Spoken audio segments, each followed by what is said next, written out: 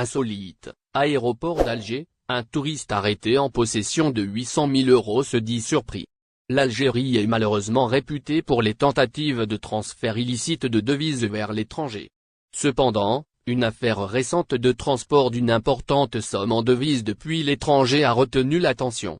Selon le journal En Nahar, un ressortissant espagnol en visite touristique en Algérie a été arrêté à l'aéroport d'Alger en possession de 800 000 €. La loi algérienne limite les sommes autorisées au transport vers et depuis l'Algérie sans déclaration douanière.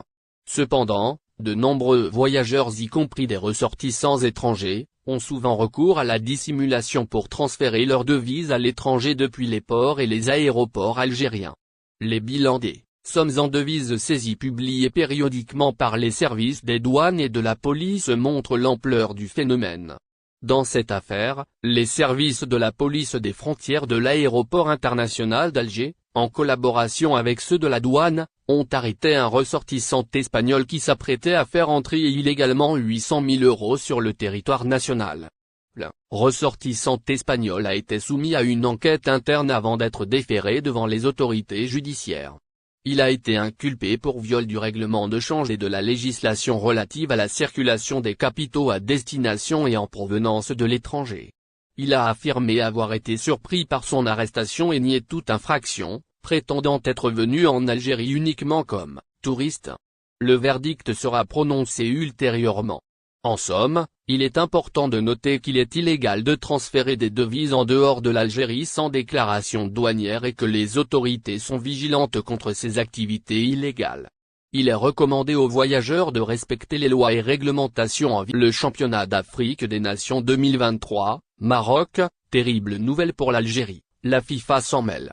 Incroyable, le Maroc compte bien ne pas lâcher l'Algérie après l'énorme scandale lié au championnat d'Afrique des Nations. Ce qui s'est passé lors de la cérémonie d'ouverture, le président des avocats marocains donne des nouvelles de la plainte. Mourad El Ajouti affirme que la Fédération internationale de football association est en train d'enquêter sur l'incident. L'affaire de la cérémonie d'ouverture du championnat d'Afrique des Nations en Algérie fait toujours débat. Le Maroc a porté plainte contre l'Algérie à la Fédération internationale de football association suite à un discours tenu par le petit-fils de Nelson Mandela.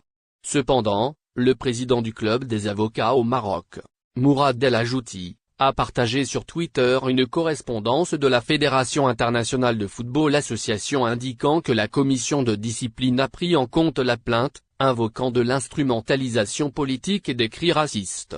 Cependant, cela peut être considéré comme de la désinformation ou des allégations infondées, car le Maroc a un passé de dénigrement de l'Algérie, dans le but de salir son image. Les deux pays sont également en compétition pour l'organisation de la Coupe d'Afrique des Nations 2025. Il est important de se rappeler que les informations doivent être vérifiées et qu'il ne faut pas se laisser influencer par les opinions ou les opinions politiques. Algérie, le ministre dévoile la date de versement de la hausse des pensions de retraite. Le ministre du Travail, de l'Emploi et de la Sécurité sociale a levé le voile sur la date du versement de la hausse des pensions de retraite en Algérie. ZRDI rapporte pour vous l'ensemble des détails liés à ce sujet dans sa nouvelle édition du lundi 30 janvier 2023. Lors de sa visite de travail à la wilaya de l'Agua, le ministre du Travail, de l'Emploi et de la Sécurité sociale, Youssef Chera, a dévoilé la date du versement de la hausse des pensions de retraite en Algérie. Une nouvelle qui réjouit plus d'un. Nous vous en disons plus dans les lignes qui suivent. En effet, et comme prévu, les pensions de retraite vont augmenter au cours de cette année 2023. Et cela, conformément aux instructions du président de la République, Abdelmadjid Tebboune. Dans le détail, Youssef Chera a dévoilé la date du versement de ces augmentations. Selon ses dires, ces dernières seront versées sur les comptes concernés dans un peu plus d'un mois. Soit avant le mois de Ramadan à venir, à partir du mois de mars prochain, dit-il. Il s'agit là d'une information que rapporte le média généraliste, arabophone En Nahar. Visite du ministre à l'Agua, les détails au cours de la même visite, le ministre a supervisé l'inauguration du siège de la direction régionale de la CACOBATF. Soit, la Caisse nationale des congés payés et du chômage intempérie des secteurs du bâtiment, des travaux publics et de l'hydraulique. L'établissement comprend 24 bureaux, 2 salles de réunion et un espace dédié aux conférences vidéo. Notons que cette direction couvre 5 wilayas, à savoir, Lagwa, Djelfa, El Bayad, Gardaya et El Menia. Par la même occasion, Chera a également inauguré 2 annexes locales de l'emploi. Et cela, dans les communes d'Inmadi et Guelta Sidi Saad. La réalisation de ces 2 établissements s'inscrit dans le cadre du rapprochement des responsables du secteur avec les demandeurs d'importation de voitures de moins de 3 ans en Algérie. La douane annonce une réduction conséquente sur les prix. Le feuilleton de l'importation de voitures de moins de 3 ans en Algérie ne semble pas être proche de son épilogue, malgré la nouvelle loi de finances qui autorise cette importation depuis près d'1 mois. La direction des douanes algériennes a indiqué que la mise en œuvre effective de l'importation dépendra de la promulgation d'un décret exécutif, qui définira les formalités liées au dédouanement et au contrôle technique des véhicules importés. Les Algériens attendent ce texte d'application depuis l'entrée en vigueur de la nouvelle loi de finances, mais ils ne voient rien venir. Ce retour à l'importation de véhicules d'occasion était considéré comme une solution pour la flambée des prix du marché automobile en Algérie, qui a été bloqué pendant plusieurs années avec la suspension de l'importation de véhicules neufs et de l'assemblage.